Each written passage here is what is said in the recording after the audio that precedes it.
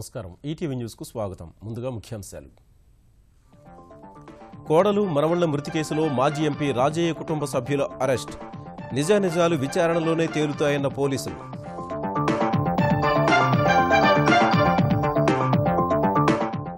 రాజయ్య కోడలు ఆత్మహత్య చేసుకోలేదన్న సోదరి ముమ్మాటికి హత్యేనని తల్లిదండ్రుల ఆరోపణ దోషులను శిక్షించాలని డిమాండ్ వరంగల్ ఉప ఎన్నికకు మారిన కాంగ్రెస్ అభ్యర్థి నామినేషన్ వేసిన సర్వే సత్యనారాయణ ప్రచార భేరి మోగించిన అధికార తెరాస జీహెచ్ఎంసీ పరిధిలో ఓటర్ల తొలగింపుపై ఏసీ కీలక నిర్ణయం 24 నియోజకవర్గాల పరిధిలో జాబితాల పునఃపరిశీలనకు ఆదేశాలు ఆంధ్రప్రదేశ్లో పెరిగిన రేషన్ కందిపప్పు ధర 90 రూపాయలకు పెంపు మార్కెట్లో మండిపోతున్నందునే తప్పలేదని వెల్లడి ఆంధ్రప్రదేశ్లో పెట్టుబడులు పెట్టేందుకు ముందుకొచ్చిన జపాన్ సంస్థలు ఢిల్లీలో ముఖ్యమంత్రి చంద్రబాబు సమక్షంలో చర్చలు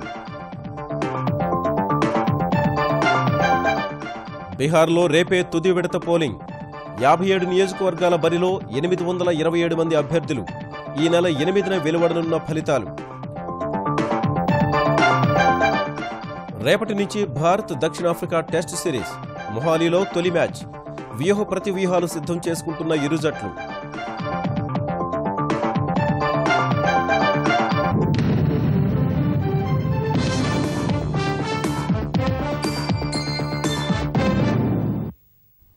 వరంగల్ ఉప ఎన్నికల వేళ కాంగ్రెస్ పార్టీ అభ్యర్థి మాజీ ఎంపీ సిరిసిల్ల రాజయ్య కోడలు సారిక ముగ్గురు మనవళ్లు అనుమానాస్పద స్థితిలో మృతి చెందడం సంచలనం సృష్టించింది.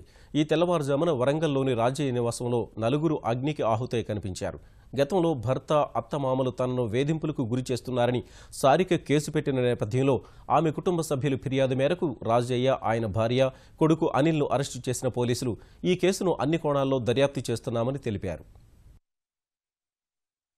తెలంగాణలోని అన్ని రాజకీయ పార్టీలు ప్రతిష్టాత్మకంగా తీసుకున్న వరంగల్ ఉప ఎన్నిక సమీపిస్తున్న వేళ కాంగ్రెస్ పార్టీ నిర్ఘాంతపోయే ఘటన చోటు చేసుకుంది. ఆ పార్టీ అభ్యర్థిగా ఇప్పటికే నామినేషన్ వేసిన సిరిసిల్ల రాజయ్య కోడలు సారిక ముగ్గురు మనవళ్లు అభినవ్, అయాన్, శ్రీయాన్ ఈ తెల్లవారుజామున వరంగల్లోని ఆయన నివాసంలో అగ్నికి ఆహుతయ్యారు. పెళ్లైనప్పటి నుంచి అత్తారింటిలో వేధింపులు ఎదురవుతున్నాయని, అక్రమ సంబంధం మాయలో భర్త సరిగా పట్టించుకోవడం లేదని, ముగ్గురు పిల్లలు పుట్టినా ఆయనలో మార్పు రాలేదని, వారి ఆలనా పాలనా పట్టించుకోవడం లేదంటూ గత ఏడాది ఏప్రిల్ 24న సారిక సికింద్రాబాద్ బేగంపేట మహిళా పోలీస్ స్టేషన్లో భర్త అత్తమామలపై కేసు పెట్టిన నేపథ్యంలో ఈ ఘటన చోటు చేసుకుంది. అగ్ని ప్రమాదం కారణంగానే దుర్ఘటన జరిగిందని అంతా భావిస్తుండగా సమాచారం తెలుసుకున్న పోలీసులు ఘటనా స్థలానికి చేరుకుని జాగీలాలతో తనిఖీలు జరిపారు. ఫోరెన్సిక్ నిపుణులు ఆధారాలు సేకరించారు. Warangal police commissioner Sudheer Babu, IG Naveen Chand కూడా ఘటనా స్థలిని పరిశీలించి పరిస్థితులపై ఆరా తీశారు. అనంతరం 4 మృతదేహాల్ని వరంగల్ ఎంజీఎంకు తరలించి శవ పరీక్ష జరిపించిన పోలీసులు తరువాత సారిక కుటుంబ సభ్యులకు అప్పగించారు. సారిక కుటుంబ సభ్యుల ఫిర్యాదు మేరకు కేసు నమోదు చేసిన పోలీసులు మధ్యాహ్నం రాజయ్య,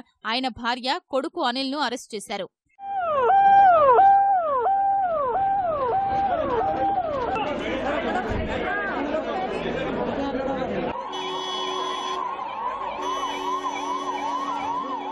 సారిక పడక గదిలో వంట గ్యాస్ సిలిండర్ లభ్యమైందని చెప్పిన వరంగల్ రేంజ్ ఐజీ నవీన్ చంద్ సమగ్ర దర్యాప్తు తరువాత పూర్తి వివరాలు వెల్లడిస్తామన్నారు. ఇక్కడ చూడడానికి గ్యాస్ సిలిండర్ కనిపిస్తుంది.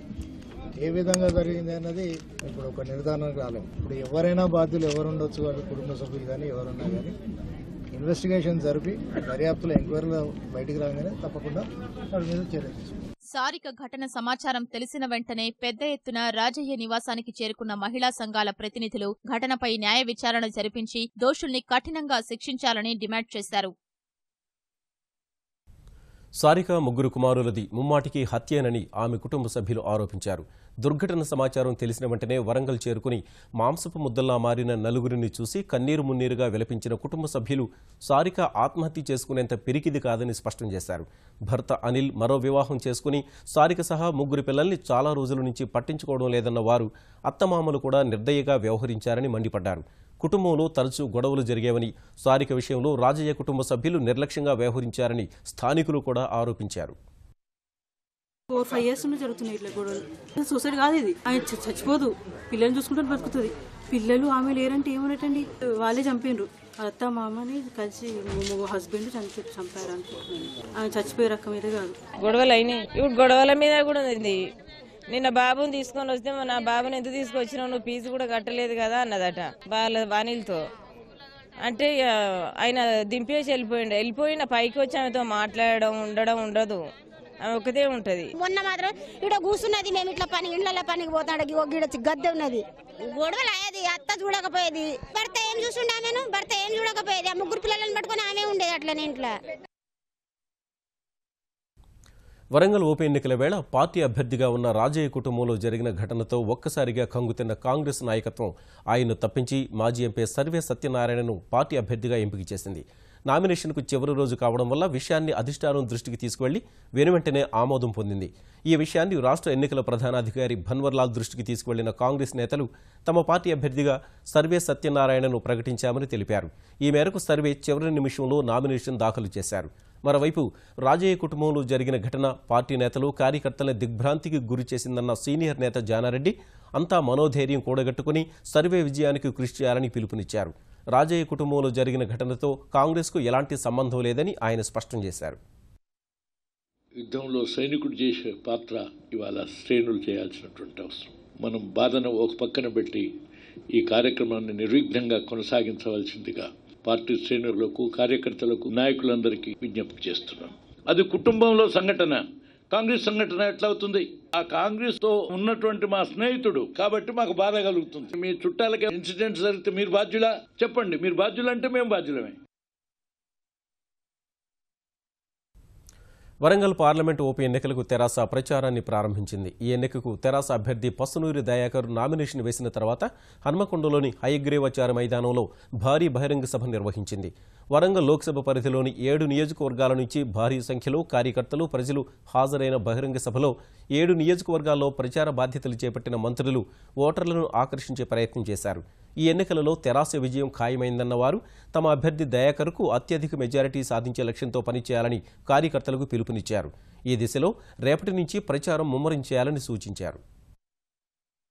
తెలంగాణ తల్లికి ఒక రూపమిచ్చిన అభ్యర్థి మన అభ్యర్థి. 14 ఏళ్లు ఉద్యమంలో ఉండి జైళ్లలో పడి, పోలీస్ స్టేషన్లలో పడి తెలంగాణ కోసం పోరాడిన వ్యక్తి మన అభ్యర్థి. కానీ ఇలా మనం కష్టపడాల్సింది మన మెజార్టీ పెంచడం కోసం కష్టపడాలి. మన ముఖ్యమంత్రి గారికి ధైర్యాన్ని ఇచ్చే విధంగా, ఈ అభివృద్ధి నిరోధకుల చెంప చెల్లుమనే విధంగా ప్రతిపక్షాలు నిన్న మొన్నటిదాకా వాళ్ళు మాట్లాడిన నోర్లకన్నీ మూతలు పడే విధంగా ఈ ఎన్నికల ఫలితాల సమాధానం ఉండాలని చెప్పి నేను కోరుతా ఉన్నా.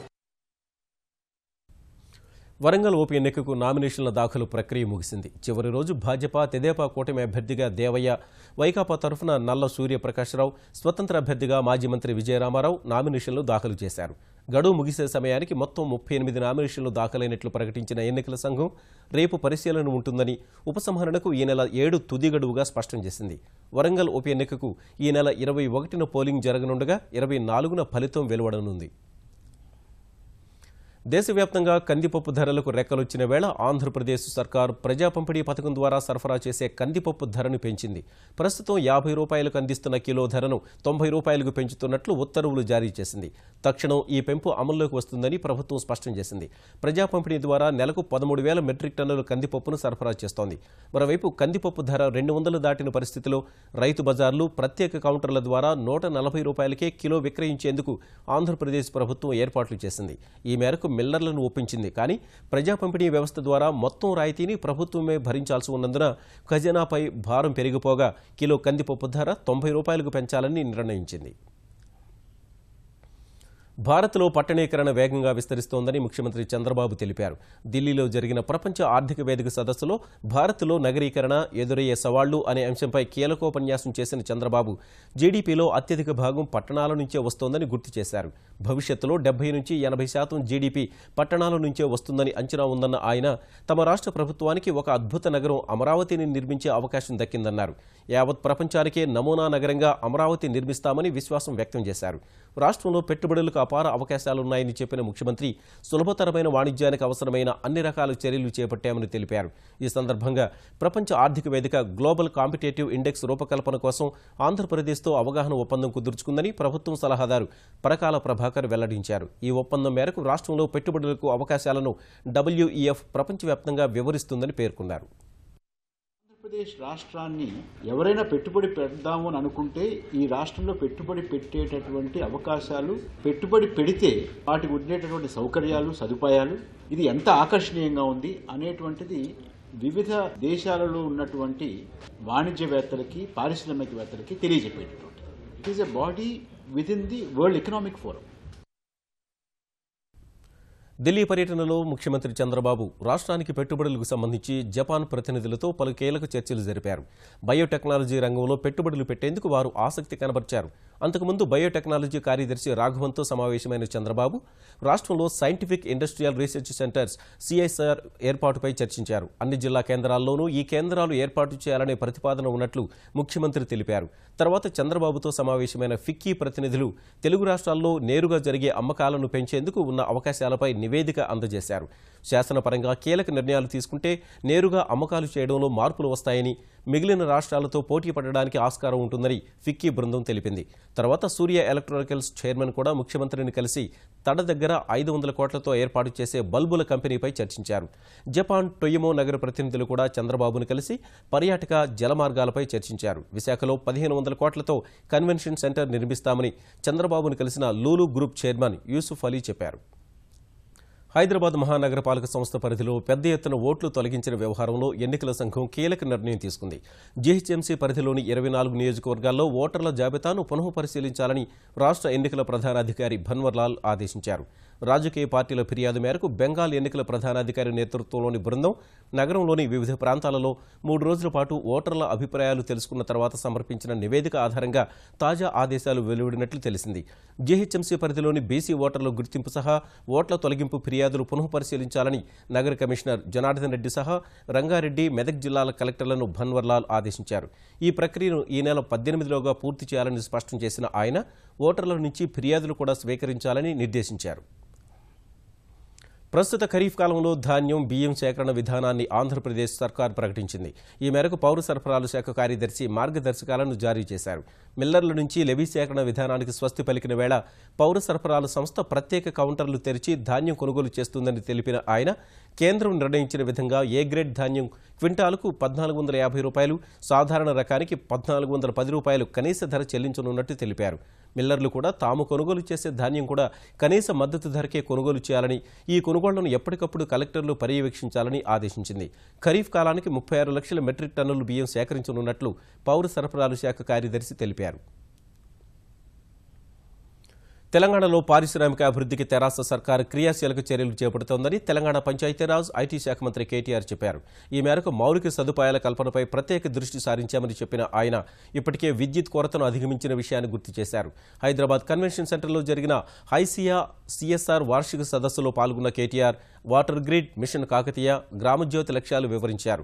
స్థానిక సంస్థలకు మరిన్ని అధికారాలు కట్టబెట్టడం ద్వారా పరిపాలనను మెరుగుపరచడం సహా స్థానిక అవసరాలు దృష్టిలో పెట్టుకుని అభివృద్ధి కార్యక్రమాలు చేపడుతున్నట్లు వివరించారు. ఆదిలాబాద్ వ్యవసాయ మార్కెట్ యార్డులో 2 రోజుల క్రితం జరిగిన దాడికి సంబంధించి 50 మంది రైతులపై పోలీసులు కేసు నమోదు చేశారు. ప్రభుత్వోద్యోగుల విధులకు ఆటంకం కలిగించారనే అభియోగాలపై కేసులు నమోదు చేసిన పోలీసులు జైనద్ మండలం మేడిగూడకు చెందిన 5 రైతుల్ని రిమాండ్కు పంపారు. ఈ అంశం ఇవాళ జరిగిన జిల్లా పరిషత్ సర్వసభ్య సమావేశాన్ని కుదిపేసింది. అన్నదాతలపై కేసులు బనాయించడాన్ని తెరాస నేతలే తప్పుబట్టగా మంత్రులు జోగురామన్న, ఇంద్రకరణ్ రెడ్డి వారికి నచ్చజెప్పే ప్రయత్నం చేశారు. గొడవ సృష్టించిన వారిలో రైతులు లేరని చెప్పారు. మరోవైపు ఈ నెల 2న మార్కెట్ యార్డులోనే నిర్వహించిన మహాధర్నాకు సంబంధించి తెలుగుదేశం నేతలు ఎల్ రమణ, ఎర్రబెల్లి, రేవంత్ రెడ్డి, రమేష్ రాథోడ్, భాజపా మండలి సభ్యుడు రామచంద్రరావుపై కూడా పోలీసులు కేసు నమోదు చేశారు. విదేశాల నుంచి ప్రయాణికుల ద్వారా బంగారం అక్రమ రవాణా చేస్తున్న 9 సభ్యుల ముఠాను టాస్క్ ఫోర్స్ పోలీసులు అరెస్ట్ చేశారు. వారి నుంచి 4.19 కిలోల బంగారు బిస్కెట్లు, 16 లక్షల నగదు, 2500 రియాల్స్, 910 యుఏఈ థిరామ్స్ స్వాధీనం చేసుకున్నారు. ప్రయాణికుల్ని ప్రలోభపెట్టి వారి ద్వారా అక్రమ రవాణా చేయిస్తున్నట్లు పోలీసులు తెలిపారు.